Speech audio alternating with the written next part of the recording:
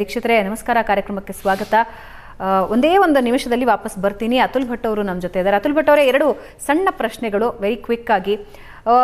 ಸೂರ್ಯಗ್ರಹಣ ಸಂಭವಿಸುವಾಗ ಚಂದ್ರ ಅಡ್ಡ ಬಂದು ಸೂರ್ಯಗ್ರಹಣ ಸಂಭವಿಸುತ್ತೆ, ಈಗಾಗಲೇ ಬಹಳ ಸುಂದರವಾಗಿ ವಿವರಿಸಿದ್ರಿ. ಆದರೆ ಆ ಸಂದರ್ಭದಲ್ಲಿ ಅದನ್ನು ನೇರವಾಗಿ ನೋಡಬಾರ್ದು ಯಾಕೆ ಅಂತ ಮಕ್ಕಳ ಪ್ರಶ್ನೆ ಇರುತ್ತೆ ಒಂದು. ಇದರ ಜೊತೆಗೆ ಚಂದ್ರನ ಅಧ್ಯಯನದಲ್ಲಿ ಭಾರತ ಈಗ ಯಾವ ಹಂತದಲ್ಲಿದೆ? ಚಂದ್ರಯಾನ ಯಶಸ್ಸಿನ ನಂತರ. ಓಕೆ, ಸೊ ನೀವು ಸೂರ್ಯಗ್ರಹಣದ ಬಗ್ಗೆ ಕೇಳಿದ್ರಿ. ಸೂರ್ಯಗ್ರಹಣವನ್ನ ಬರಿಗಣ್ಣಲ್ಲಿ ನೋಡಬಾರ್ದು ಅಂತ ವಿಜ್ಞಾನಿಗಳು ಹೇಳ್ತಾರೆ. ಯಾವಾಗ್ಲೂ ಸೂರ್ಯಗ್ರಹಣ ಮಾತ್ರ ಅಲ್ಲ, ಯಾವುದೇ ಕಾಲದಲ್ಲಿ ನಾವು ದೂರಬೀನ್ ಮೂಲಕ ಅಥವಾ ದೂರದರ್ಶಕದ ಮೂಲಕ ಸೂರ್ಯವನ್ನ ನೋಡುವಾಗ ಅದಕ್ಕೊಂದು ಫಿಲ್ಟರ್ ಅಂತ ಬರುವಂತದ್ದು, ಸೋಲಾರ್ ಫಿಲ್ಟರ್ ಅಂತ. ಸಾಮಾನ್ಯವಾಗಿ ಗ್ರಹಣದ ಕಾಲದಲ್ಲಿ ತುಂಬಾ ಆಶ್ಚರ್ಯಪಟ್ಟುಕೊಂಡು ಎಕ್ಸ್ರೇ ಗ್ಲಾಸ್ ಏನಿದೆ ಅದನ್ನು ಅಥವಾ ಸನ್ ಗಾಗಲ್ಸ್ ಅನ್ನ ಇಟ್ಕೊಂಡು ಸೂರ್ಯವನ್ನ ನೋಡ್ತಾರೆ. ಆದ್ರೆ ಇದು ತುಂಬಾ ಹಾನಿಕಾರಕವಾದದ್ದು. ಯಾಕಂತಂದ್ರೆ ಸೂರ್ಯನಿಂದ ಬರುವ ಕಿರಣಗಳೇನಿದೆ, ನಮ್ಗೆ ಬರಿಗಣ್ಣಿಗೆ ಕಾಣುವಂತ ಬೆಳಕನ್ನ ನಾವು ಹೇಳ್ತೀವಿ. ಅದೇ ರೀತಿಯಲ್ಲಿ ವಿಜ್ಞಾನದಲ್ಲಿ ಅಲ್ಟ್ರಾ ವೈಲೆಟ್ ರೇಸ್ ಅಂತ ಹೇಳಿದೆ. ಸೊ ನಮ್ಮ ಏನ್ ಬೆಳಕಂತ ನಾವ್ ಏನೇ ಹೇಳ್ತೀವಿ ಅದು ಇನ್ನೂ ಅಷ್ಟು ನಮ್ಗೆ ಕಣ್ಣಿಗೆ ಕಾಣದಂತ ಬೆಳಕಂತ ಹೇಳ್ಬೋದು. ಇದು ತುಂಬಾ ಎನರ್ಜೆಟಿಕ್ ಆಗಿರುತ್ತೆ. ಸೊ ಈ ಅಲ್ಟ್ರಾ ವೈಲೆಟ್ ರೇಡಿಯೇಷನ್ ನಾವು ಬರಿಗಣ್ಣಲ್ಲಿ ನೋಡುವಾಗ ಗ್ರಹಣದ ಕಾಲದಲ್ಲಿ ಸಾಮಾನ್ಯವಾಗಿ ನಾನು ಸೂರ್ಯವನ್ನ ನೋಡಿದ್ರೆ ಅಲ್ಲಿ ಸೂರ್ಯನ ಬೆಳಕೆಷ್ಟಿದೆ ಅಂತ ಹೇಳಿದ್ರೆ ನನ್ನ ಕಣ್ಣು ತಾನಾಗಿಯೇ ಮುಚ್ಚುವಂಥದ್ದು. ಆದ್ರೆ ಸೂರ್ಯಗ್ರಹಣ ಆಗುವಾಗ ಚಂದ್ರ ಸೂರ್ಯನ ಬೆಳಕನ್ನ ತುಂಬಾ ಕಡಿಮೆ ಮಾಡಿರ್ತಾನೆ. ಸುಮಾರು 99% ಆ ಬೆಳಕು ಕಡಿಮೆ ಆಗಿರ್ತದೆ. ಹಾಗಾಗಿ ನಮ್ಮ ಕಣ್ಣಿಂದ ಆರಾಮಾಗಿ ಆ ಸೂರ್ಯವನ್ನ ನೋಡಬಹುದು ಅಂತ ಅನ್ಕೊಳ್ತೀವಿ. ಸೊ ಅಂತ ಸಂದರ್ಭದಲ್ಲಿ ನಾವು ಕಣ್ಣಿಂದ ಸೂರ್ಯವನ್ನ ನೋಡುವಾಗ ನಮ್ಮ ಕಣ್ಣೊಳಗೆ ಪ್ಯೂಪಿಲ್ ಅಂತ ಹೇಳಿ ಒಂದು ಸಣ್ಣ ತೂತಿದೆ, ಅದರ ಒಳಗೆ ಬೆಳಕು ಹೋಗಿ ಆ ಕಣ್ಣಿನ ಹಿಂಭಾಗದಲ್ಲಿ ಸೇರುವಂತೆ. ಸೊ ಈ ಪ್ಯೂಪಿಲ್ ಕಡಿಮೆ ಬೆಳಕಿದ್ದಾಗ ಈ ಪ್ಯೂಪಿಲಿನ ತೂತು ಡೈಲೇಟ್ ಆಗುತ್ತೆ. ಸೊ ಅಂತ ಸಂದರ್ಭದಲ್ಲಿ ಈ ಅಲ್ಟ್ರಾವೈಲೆಟ್ ರೇಡಿಯೇಷನ್ ಸಾಮಾನ್ಯವಾಗಿ ಏನ್ ಬರುವಂತದ್ದು, ನಾನು ಗ್ರಹಣ ಇಲ್ಲದಿದ್ರೆ ಕಣ್ಣು ಮುಚ್ಚಿಕೊಂಡು ಅದನ್ನು ತಡಿತೇನೆ. ಆದ್ರೆ ಗ್ರಹಣದ ಸಮಯ ಈ ಪ್ಯೂಪಿಲ್ ಕೂಡ ಡೈಲೇಟ್ ಆಗಿರ್ತದೆ, ಅಲ್ಟ್ರಾವೈಲೆಟ್ ರೇಟ್ಸ್ ಬರ್ತಾ ಇರ್ತದೆ. ಸೊ ನಮ್ಮ ಕಣ್ಣಿಗೆ ಹಾನಿಯಾಗುವಂಥದ್ದು. ಇದರ ಇನ್ನೊಂದು ಪ್ರಾಬ್ಲಮ್ ಏನಂತ ಹೇಳಿದ್ರೆ, ಇದು ಆ ಕ್ಷಣಕ್ಕೆ ನಮ್ಗೆ ಗೊತ್ತಾಗುದಿಲ್ಲ. ಈಗ ಏನಾದ್ರೂ ಬಿಸಿಲಾಗಿದ್ರೆ ಅಥವಾ ಏನಾದ್ರೂ ನೋವಾದ್ರೆ ನಂಗೆ ಕೂಡ್ಲೆ ಗೊತ್ತಾಗುವಂಥದ್ದು. ಆದ್ರೆ ಈ ಅಲ್ಟ್ರಾವೈಲೆಟ್ ರೇಡಿಯೇಷನ್, ಈ ಕಿರಣಗಳು ಏನ್ ನಮ್ಮ ಕಣ್ಣಿಗೆ ಸೇರ್ಕೊಳ್ತದೋ ಅದರ ಹಾನಿ ಗೊತ್ತಾಗ್ಲಿಕ್ಕೆ ನಮ್ಗೆ ಸುಮಾರು ವರ್ಷಗಳು ಬೇಕು. ಹಾಗಾಗಿ ಸೂರ್ಯಗ್ರಹಣವನ್ನ ಅಥವಾ ಸೂರ್ಯವನ್ನು ಕೂಡ ಬರಿಗಣ್ಣಲ್ಲಿ ಯಾವತ್ತೂ ನೋಡಬಾರ್ದು. ಅದಕ್ಕೆ ಬೇಕಾಗಿರುವ ಫಿಲ್ಟರ್ಗಳು ಅಥವಾ ಯುವಿ ಪ್ರೊಟೆಕ್ಟಿವ್ ಲೆನ್ಸ್ಗಳು ಅಂತ ಸಿಗುತ್ತೆ, ಇದನ್ನ ಉಪಯೋಗಿಸಿ ಮಾತ್ರ ನೋಡ್ಬೇಕಾಗುತ್ತೆ. ನಿಮ್ಮ ಎರಡನೇ ಪ್ರಶ್ನೆ, ಚಂದ್ರನ ಮೇಲೆ ಅಧ್ಯಯನ ಎಲ್ಲಿ ಮುಟ್ಟಿದೆ ಭಾರತದಲ್ಲಿ ಅಂತ ಹೇಳಿದ್ರೆ, ನಮ್ಗೆಲ್ರಿಗೂ ಗೊತ್ತು. ಇದು ನಾನೀಗ ಸ್ಪೆಷಲ್ ಆಗಿ ಹೇಳ್ಬೇಕಾಗಿಲ್ಲ, ಎಲ್ಲರಿಗೂ ಇವತ್ತು ಚಂದ್ರಯಾನ ಅಂತ ಹೇಳಿದ್ರೆ ಏನು ಅಂತ ಗೊತ್ತು. ಇದರಿಂದ ಭಾರತ ವಿಶ್ವದಲ್ಲಿ ಏನು ಹೆಸರು ಪಡ್ಕೊಂಡಿದೆ ಅಂತಾನು ಗೊತ್ತು. ಯಾಕಂತಂದ್ರೆ ಅಮೆರಿಕದವರು, ರಷ್ಯಾದವರು 1969ರಿಂದ ಚಂದ್ರನ ಮೇಲೆ ಹೋಗ್ತಾ ಇದ್ದಾರೆ. ಚಂದ್ರನ ಮೇಲಿರುವ ಮಣ್ಣುಗಳನ್ನು ತರ್ತಾ ಇದ್ದಾರೆ. ಆದ್ರೆ ಅದರ ಪೋಲಾರ್ ರೀಜನ್ ಅಲ್ಲಿ, ಧ್ರುವ ಪ್ರದೇಶದಲ್ಲಿ, ದಕ್ಷಿಣ ಧ್ರುವ ಪ್ರದೇಶದಲ್ಲಿ ಕೆಲವೊಂದು ಈ ಕ್ರೇಟರ್ಗಳ ಒಳಗೆ ಬೆಳಕೆ ಮುಟ್ಟುದಿಲ್ಲ. ಅಂತ ಸಂದರ್ಭದಲ್ಲಿ ಅಲ್ಲಿ ಆಗಿರುವ ಐಸ್ ಇವತ್ತು ನೀರಾಗಿರಬಹುದು. ಅಂದ್ರೆ ಚಂದ್ರನ ಮೇಲೆ ನೀರಿನ ಇರುವ ಸಾಧ್ಯತೆ ಇದೆ ಅಂತ ಹೇಳಿ ಊಹಿಸಿದಾಗ ವಿಜ್ಞಾನದಲ್ಲಿ ಅದನ್ನು ಹುಡುಕ್ಬೇಕಾದ್ರೆ ಒಂದು ಸ್ಯಾಟಲೈಟ್ ಅನ್ನ ಅಲ್ಲಿ ಕಳಿಸಿ ಅದನ್ನು ಮೆಜರ್ ಮಾಡ್ಬೇಕು, ಅದನ್ನ ನೋಡ್ಬೇಕಾದದ್ದು. ಅದರಲ್ಲಿ ಮೊದಲನೆಯ ವಿಶ್ವದಲ್ಲಿ ಮೊದಲನೆಯ ಸ್ಪೇಸ್ ಮಿಷನ್ ಅಂತ ಹೇಳಿದ್ರೆ ನಮ್ಮ ಚಂದ್ರಯಾನ್ 1 ಆಗಿತ್ತು.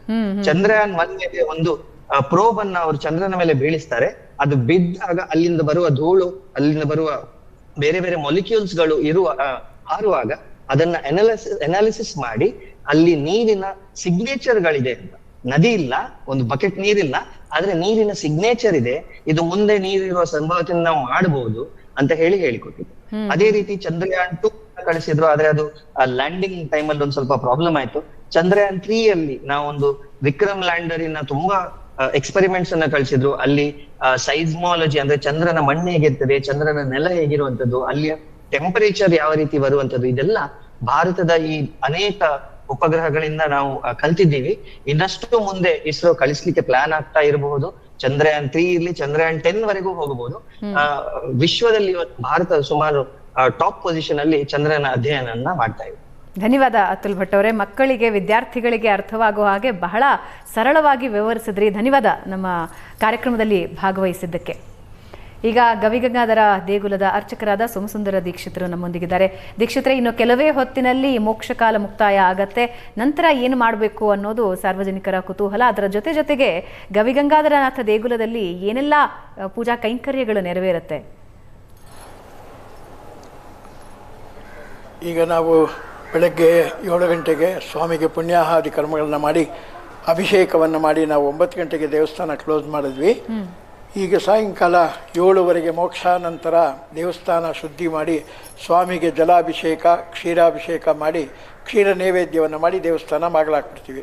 ನಾಳೆ ಬೆಳಗ್ಗೆ ಪೂರ್ಣವಾಗಿ ದೇವಸ್ಥಾನವನ್ನು ಶುದ್ಧಿ ಮಾಡಿ ಸ್ವಾಮಿಗೆ ಮಹಾಭಿಷೇಕ ವಿಶೇಷ ಅಲಂಕಾರ ಹಾಗೂ ನೈವೇದ್ಯವನ್ನು ಮಾಡಿ 1 ಗಂಟೆಯವರೆಗೂ ಭಕ್ತಾದಿಗಳಿಗೆ ದರ್ಶನದ ವ್ಯವಸ್ಥೆಯನ್ನು ಮಾಡಿದ್ದೀವಿ.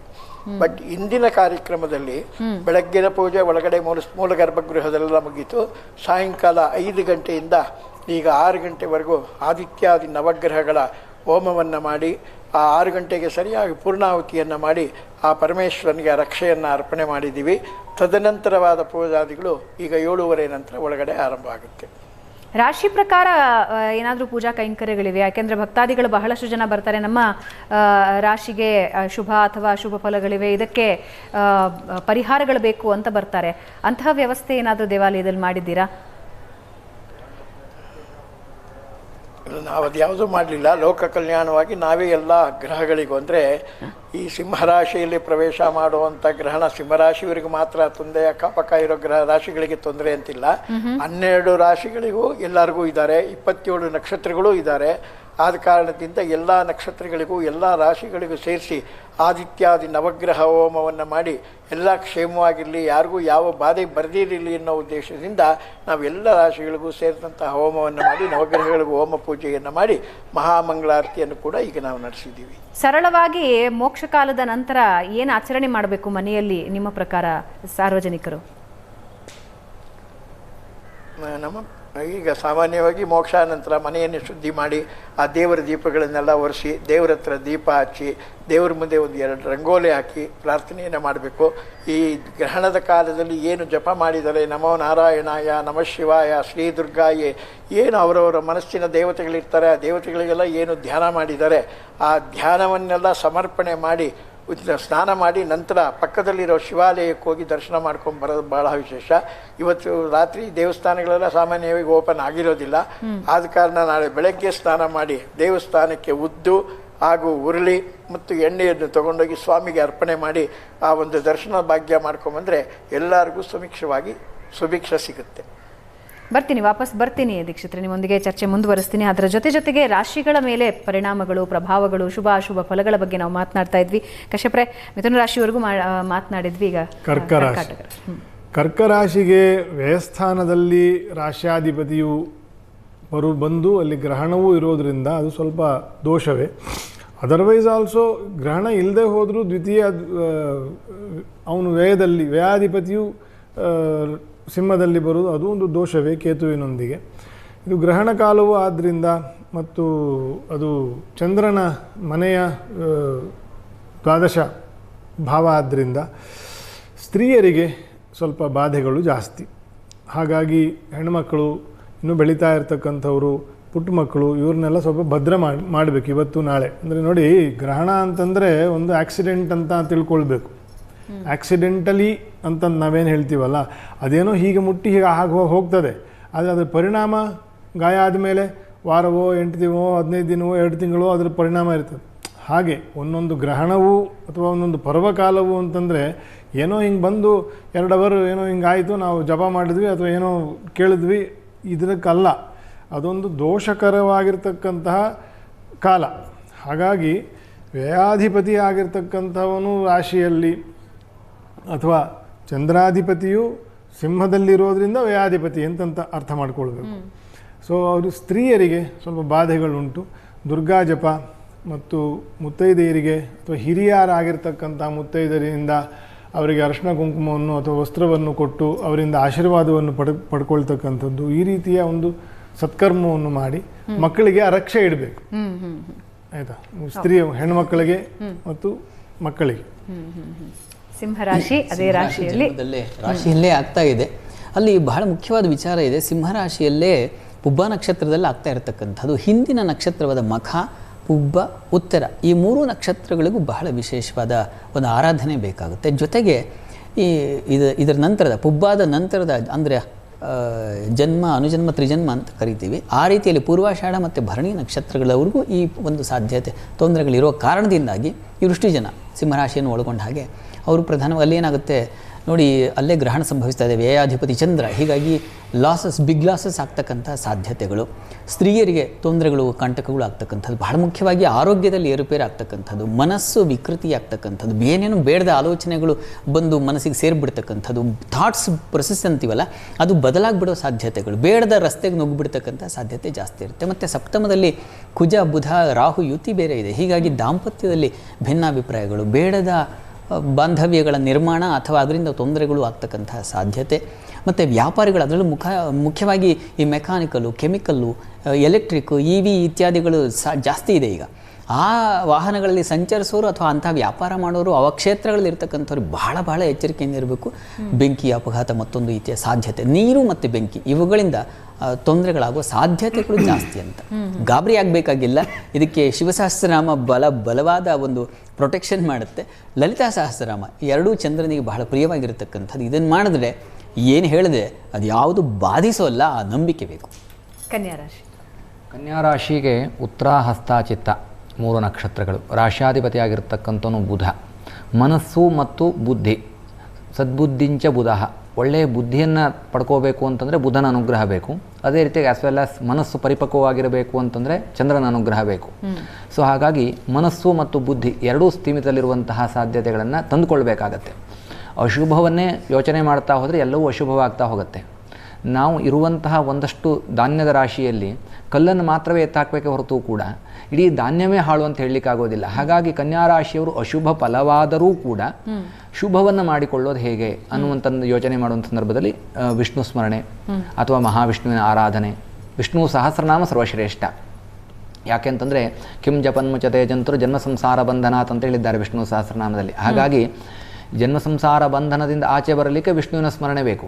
ಇವತ್ತು ಅಲ್ಲಿ ಕನ್ಯಾ ರಾಶಿಯನ್ನು ಯೋಚನೆ ಮಾಡುವಂಥ ಸಂದರ್ಭದಲ್ಲಿ ಬುಧನಿಗೆ ಅಧಿದೇವತೆ ಪ್ರತ್ಯದೇವತೆ ಅಂತ ತೆಗೆದುಕೊಂಡಾಗ ನಮಗೆ ಮಹಾವಿಷ್ಣು ಅಲ್ಲಿ ಇರ್ತಕ್ಕಂಥದ್ದು. ಹಾಗಾಗಿ ವಿಷ್ಣು ಸಹಸ್ರನಾಮದ ಪಠಣವನ್ನು ಮಾಡ್ಕೊಳ್ತಕ್ಕಂಥದ್ರಿಂದ ಸ್ಥಿರವಾದಂತಹ ಬುದ್ಧಿಯನ್ನು ಪ್ರಾಪ್ತ ಮಾಡಿಕೊಳ್ಬೋದು. ಯಾವುದೇ ಕ್ಷೇತ್ರದಲ್ಲಾದರೂ ಕೂಡ ಅಬಾಲವೃದ್ಧರವರೆಗೆ ಸ್ಥಿರ ಬುದ್ಧಿ, ಸ್ಥಿರ ವಿಚಾರ, ಸ್ಥಿರ ಮಾತು ಪ್ರತಿಯೊಂದು ಕೂಡ ಗ್ರಹಣ ಕಾಲದ ಎಫೆಕ್ಟು. ಈ ಇರುವಂತಹ ಶುಭ ಸಂದರ್ಭದಲ್ಲಿ ನಾವು ವಿಷ್ಣು ಸಹಸ್ರನಾಮದ ಪಾರಾಯಣ ಅತ್ಯವಶ್ಯಕತೆ. ತುಲಾರಾಶಿಗೆ ಚಂದ್ರನಿಂದ ನೋಡಿದರೆ ಅಂಥ ದೋಷಗಳು ಅಂತಂತ ಹೇಳಲಿಕ್ಕೆ ಇಲ್ಲ. ಆದರೆ ಪಂಚಮಾರಿಷ್ಟ ಆಲ್ರೆಡಿ ಇರೋದರಿಂದ ಕುಂಭರಾಶಿಯಲ್ಲಿ ಆ ಕುಂಭರಾಶಿಯನ್ನು ಸಿಂಹರಾಶಿಯಿಂದ ಚಂದ್ರನು ವೀಕ್ಷಣೆಯನ್ನು ಇರೋದರಿಂದ ಪಂಚಮಾರಿಷ್ಟಗಳು ಜಾಸ್ತಿ ಆಗ್ತದೆ. ಪಂಚಮ ಅಂತಂತಂದರೆ ಶುದ್ಧವಾಗಿರ್ತಕ್ಕಂತಹ ಆಲೋಚನೆಗಳು, ಅಂದರೆ ಅವನ ಚಿತ್ತ ಸ್ವಭಾವವನ್ನು, ಅವನ ಔಪಾಸನಾ ಬಲವನ್ನು, ಅವನ ನಂಬಿಕೆಗಳು, ಅವನ ಅಪನಂಬಿಕೆಗಳು, ಓವರಾಲ್ ಕ್ಯಾರೆಕ್ಟರ್ನ 5ನೇ ಮನೆಯಿಂದ ಡಿಸೈಡ್ ಮಾಡಿಬಿಡ್ಬೋದು. ಒಂದು ವಿಷಯದಲ್ಲಿ, ಒಂದು ಜಾತಕದಲ್ಲಿ ಮಾಡಬೇಕು. 5ನೇ ಮನೆಯು ಶುದ್ಧ ಇದ್ದರೆ ಮಾತ್ರ ಒಬ್ಬ ವ್ಯಕ್ತಿಯೊಂದಿಗೆ ವ್ಯವಹಾರ ಮಾಡಬೇಕು. ಅದು ಏನೇ ವ್ಯವಹಾರ ಇರಲಿ. 5ನೇ ಮನೆಯು ಶುದ್ಧವಿಲ್ವಾ, ಒಂದು ಉಚ್ಚದಲ್ಲಿ ಗುರು ಅಥವಾ ಶುಕ್ರರಿದ್ದರೂ ಕೂಡ ಸ್ವಲ್ಪ ಹುಷಾರಾಗಿರಬೇಕು ಅವನ ಹತ್ರ. ಪಂಚಮ ಅನ್ನೋದು ಇಟ್ ಈಸ್ ಡಿಸೈಡಿಂಗ್ ಫ್ಯಾಕ್ಟರ್. ತಂದೆ ಮಕ್ಕಳ ಸಂಬಂಧಗಳು ಇತ್ಯಾದಿ, ಇವನ ಪೂರ್ವಜನ್ಮದಲ್ಲಿರ್ತಕ್ಕಂಥ ಇವನ ಔಪಾಸನಾ ಬಲಗಳು, ಇದೆಲ್ಲವನ್ನು ಪಂಚಮದಿಂದ ಚಿಂತನೆ ಮಾಡಬೇಕು. ಹಾಗಾಗಿ ಪಂಚಮಾರಿಷ್ಟವು ತುಲಾರಾಶಿಯವರಿಗೆ ಆಲ್ರೆಡಿ ಇರೋದರಿಂದ ದೇವರ ಕಡೆ ಮನಸ್ಸು ಹೋಗ್ತಕ್ಕಂಥದ್ದು ಸ್ವಲ್ಪ ಕಡಿಮೆ ಆಗ್ತದೆ. ನಾಳೆ ಮಾಡೋಣ ಅಂತ ಅನಿಸ್ತದೆ, ಆಯಿತಾ. ಬೇರೆ ಸ್ವಲ್ಪ ಶೋಕಿಗಳ ಕಡೆ, ತುಲಾ ಅಲ್ವೇ, ಅದು ಸ್ವಲ್ಪ ಶುಕ್ರನ ಮನೆ. ಹಾಗಾಗಿ ಬೇರೆ ಬೇರೆ ಕಡೆ ಹೋಗೋದನ್ನು ಸ್ವಲ್ಪ ಕಡಿಮೆ ಮಾಡಿಕೊಂಡು ಒಂದು ಸ್ವಲ್ಪನಾದ್ರೂ ಅಭ್ಯಾಸ ಇರೋರಿಗೆ ತೊಂದರೆ ಇಲ್ಲ. ಸಂಸ್ಕಾರ ಹೀನರಿಗೆ ನಾನು ಹೆಚ್ಚು ಹೇಳ್ತಾ ಇರ್ತಕ್ಕಂಥದ್ದು, ಅದನ್ನು ಸ್ವಲ್ಪ ದೊಡ್ಡವರು ಏನು ಹೇಳ್ತಾರೆ, ಮನೆಯಲ್ಲಿ ಏನು ಹೇಳ್ತಾರೆ ಅದನ್ನೆಲ್ಲ ಕೇಳುವಂತೆ ಸ್ವಲ್ಪ ಜಪ ತಪಗಳನ್ನು, ನಮಸ್ಕಾರಾದಿಗಳನ್ನು, ವಿಶೇಷವಾಗಿ ಲಕ್ಷ್ಮೀ ಆರಾಧನೆಯನ್ನು ಅಥವಾ ದುರ್ಗಾದೇವಿಯ ಕುಂಕುಮಾರ್ಚನೆ ಇತ್ಯಾದಿ ಪ್ರಸಾದವನ್ನು, ಕುಂಕುಮವನ್ನು ಧರಿಸ್ಕೊಂಡು ಓಡಾಡ್ತಕ್ಕಂಥದ್ದು ಭಾಳ ಒಳ್ಳೆಯದು. ವೃಶ್ಚಿಕ ರಾಶಿಗೆ ಕರ್ಮಸ್ಥಾನ 10ನೇ ಮನೆಯಲ್ಲಿ ಗ್ರಹಣ ಸಂಭವಿಸ್ತಾ ಇದೆ. ಒಳ್ಳೆಯ ಶುಭ ಫಲವನ್ನು ಹೇಳಿದೆ. ವಸ್ತುತಃ 3, 6, 10, 11 ಈ ಮನೆಗಳನ್ನು ಉಪಚಯ ಸ್ಥಾನಗಳು ಅಂತ ಕರೀತಾರೆ. ಇಲ್ಲಿ ಗ್ರಹಣ ಆದರೆ ಏನಂತಹ ಪ್ರಭಾವ ವ್ಯತಿರಿಕ್ತ ಪರಿಣಾಮಗಳಿಲ್ಲ ಅನ್ನೋ ಕಾರಣವನ್ನು ಶಾಸ್ತ್ರಗಳು ನಿರೂಪಿಸಿವೆ. ಈ ಕಾರಣದಿಂದಾಗಿ ಧೈರ್ಯವಾಗಿರಬಹುದು. ನಿಮ್ಮ ಕೆಲಸ ಕಾರ್ಯಗಳಲ್ಲೆಲ್ಲ ಅನುಕೂಲವೋ ಉನ್ನತಿಯೋ ಮತ್ತೊಂದು ಪಡೀಲಿಕ್ಕೆ ಸಾಧ್ಯತೆ ಇದೆ. ಚಂದ್ರನಿಗೆ ಬಲ ಬಂದ್ಬಿಡುತ್ತೆ ಇನ್ನೇನು ಕೆಲವೇ ಹೊತ್ತಿನಲ್ಲಿ. ಗ್ರಹಣ ಫಲ ನನಗೇನು ಅಂತಂದರೆ ಶುಭ ಫಲವನ್ನು ಸೂಚಿಸ್ತಾ ಇದೆ. ಬೇರೆ ಬೇರೆ ಅವಕಾಶಗಳು ಉತ್ಪತ್ತಿ ಆಗ್ತಕ್ಕಂತಹ ಸಾಧ್ಯತೆಗಳನ್ನು ಸೂಚಿಸುತ್ತೆ. ಅಧಿಕಾರ, ಬಡ್ತಿ ಮತ್ತೊಂದು ಈ ರೀತಿಯ ಒಂದು ಶುಭ ಫಲವನ್ನು ಸೂಚಿಸ್ತಾ ಇದೆ. ಮುಖ್ಯವಾಗಿ ನಿಮ್ಮ ರಾಷ್ಟ್ರಾಧಿಪತಿಯ ದೃಷ್ಟಿ ಚಂದ್ರನಿಗಿದೆ. ಕುಜ ಚಂದ್ರರಿಬ್ಬರು ಅನ್ಯೋನ್ಯ ಮಿತ್ರರು, ತುಂಬ ಕ್ಲೋಸ್ ಫ್ರೆಂಡ್ಸ್ ಅಂತೀವಲ್ಲ ಆ ರೀತಿಯಲ್ಲಿ. ಹೀಗಾಗಿ ಸ್ನೇಹಿತರಿಂದ ಸಹಕಾರಗಳು, ಬಂಧುಗಳಿಂದ ಸಹಕಾರಗಳು ಇತ್ಯಾದಿಗಳನ್ನು ಖಂಡಿತ ನಿರೀಕ್ಷೆ ಮಾಡಬಹುದು. ಹೀಗಾಗಿ ತುಲಾರಾಶಿಯವರಿಗೆ ಚೆನ್ನಾಗಿದೆ. ಆದರೂ ಈ ಗ್ರಹಣ ಪ್ರಭಾವದಿಂದಾಗಿ ಮೈ ಮರೆಯುವ ಸಾಧ್ಯತೆ ಅಥವಾ ಇನ್ನೇನು ಅಧಿಕಾರವೇ ನಮಗೆ ಬೇರೆ ರೀತಿಯ ಒಂದು ಕಿರೀಟವನ್ನು, ಬೇಡದ ಕಿರೀಟವನ್ನು ಹೊತ್ತುಕೊಳ್ಳುವ ಸಾಧ್ಯತೆಗಳಿರುತ್ತೆ. ಹೀಗಾಗಿ ಶಿವನ ಆರಾಧನೆ, ಶಿವಸಹಸ್ರನಾಮ ಹೇಳಿಕೊಂಡ್ರೆ ತುಂಬ ಒಳ್ಳೆಯದು, ಪಠಿಸಬಹುದು. ಧನುರಾಶಿ ಮೂಲ, ಪೂರ್ವಾಷಾಢ, ಉತ್ತರಾಷಾಢ ನಕ್ಷತ್ರಗಳಿಗೆ ಧನುರಾಶಿ. ರಾಶ್ಯಾಧಿಪತಿ ಆಗಿರತಕ್ಕಂಥವನು ಗುರು ಬಲ ಬೇಕು. ಬಟ್ ಇಲ್ಲಿ ಮಿಶ್ರ ಫಲದಲ್ಲಿರ್ತಕ್ಕಂಥದ್ದು ಧನುರಾಶಿ. ಆಗಲೇ ಹೇಳಿದ ಹಾಗೆ ತ್ರಿಸ್ಕಂದ ಸಿದ್ಧಾಂತ ವಿಭಾಗದಲ್ಲಿ ಕೇತುವಿಗೆ ಇದು ನೀಚ ರಾಶಿ ಎನ್ನುವಂಥದ್ದು, ನೀಚ ಸ್ಥಾನ ಎನ್ನುವಂಥದ್ದಾಗಿ. ಹಾಗಾಗಿ ಇಲ್ಲಿ ಮಾತಿನಲ್ಲಿ ಹಿಡಿತ ತಪ್ಪುವಂತಹ ಸಾಧ್ಯತೆಗಳಿರುತ್ತೆ. ಕೊಟ್ಟಂತಹ ಮಾತುಗಳಿಗೆ ಸಕಾಲಕ್ಕೆ ಮುಟ್ಟಿಕೊಳ್ಳೋಕ್ಕಾಗದೇ ಇರತಕ್ಕಂಥ, ದುಡ್ಡು ಕೊಡ್ತೀನಿ ಅಂತಂದರೆ ಕೊಡೋಕ್ಕಾಗಲ್ಲ, ಏನೊಂದು ವಸ್ತು ತಂದು ಕೊಡ್ತೀನಿ ಅಂತಂದರೆ ಮರೆತು ಬಿಡುವಂತಹ ಸಾಧ್ಯತೆಗಳು. ಹೀಗೆ ಹಲವು ಮಾತಿನಲ್ಲಿ ಹಿಡಿತವಿಲ್ಲದೆ ಇರತಕ್ಕಂತಹ ಸಾಧ್ಯತೆಗಳು ಬರುತ್ತೆ. ಮಾತಿನಲ್ಲಿ ಮೌನಚು, ವೈರತ್ವವಾಗುವಂತಹ ಸಾಧ್ಯತೆಗಳಿರುತ್ತೆ. ಅತಿ ಹೆಚ್ಚು ಗಮನವನ್ನು ಹರಿಸ್ತಕ್ಕಂಥದ್ದು ಅತ್ಯವಶ್ಯಕ. ಮತ್ತು ವಿಘ್ನ ನಿವಾರಕನಾಗಿ ಗಣಪತಿ ಆರಾಧನೆಯನ್ನು ಮಾಡ್ತಕ್ಕಂಥದ್ದು ಶ್ರೇಷ್ಠತೆ.